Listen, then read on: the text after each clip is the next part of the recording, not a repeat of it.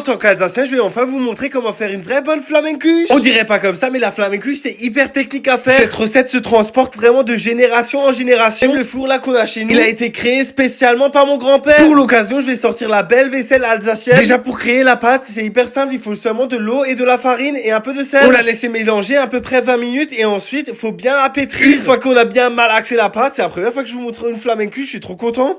On la laisse reposer pendant 2 heures. Et normalement, Bernard, là, elle a vraiment doublé de volume. Je vous avoue, je suis pas très fort pour former les bonnes flamencuches, alors j'ai laissé mon père le faire. Une fois qu'on a bien aplati la pâte, on sort la petite crème fraîche, les lardons et aussi, bien sûr, le minster.